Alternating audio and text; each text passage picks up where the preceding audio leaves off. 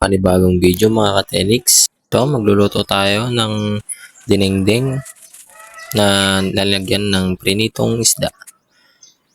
Yan. Mag-aapoy muna tayo dyan. Yan. Mga ka-Tenix, nakapagpa-apoy na rin tayo. Lagyan ko na lang ng kahoy para mas lalo pang umapoy. Yan. Ito ang ating lulutuin. Yung natira namin kagabi na pinaksiw, ating ipiprito. Yan, pagkatapos niya, nakapaapoy na tayo. Nilagyan na natin ng mantika dahil mainit na yung kawali. Nung mainit na yung mantika, nilagay ko na yung bangus, mga ka-Tenix. Ayan, lakas pa ng talsik, mga ka-Tenix. Ayan, panghuli. Yan. Yan, hihintayin ko na lang yan na maluto. At mamaya-maya konti, pabaliktarin ko na. Yun, pagkatapos nun, hinanda ko na yung mga gagamitin para sa sabaw naman ng dinengdeng. Yan. Ayan, binalatan ko muna.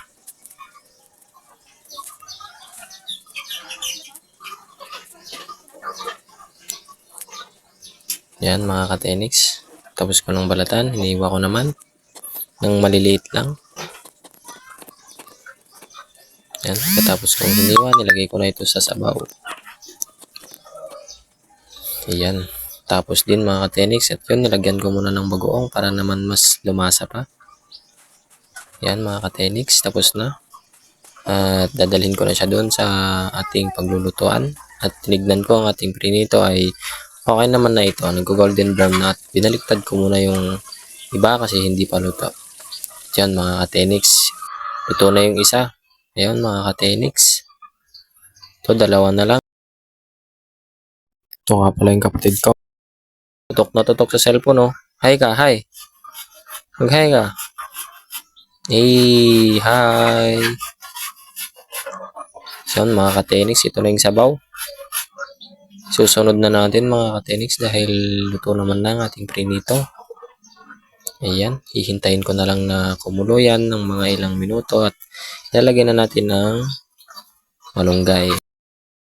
1 eternity later. Yun, tapos na rin, nilagay ko ng malunggay. Yun. Kinamay ko na, malinis naman ang aking kamay mga ka-Tenix. Yun. Saka ako nilagay yung prinitong bangus, mga ka-Tenix. Ayan, no. Nice. Lagay ko. Yun. Nalo ko mga ka-Tenix. At yan. Tatakpan ko muna. Hintayin maluto. A few moments later. Mga ka-Tenix, ito luto na. Oh. Bango. Oh my God! Wow! Okay, kakain na mga Tenix. Hanggang dyan na ulit. Paalam.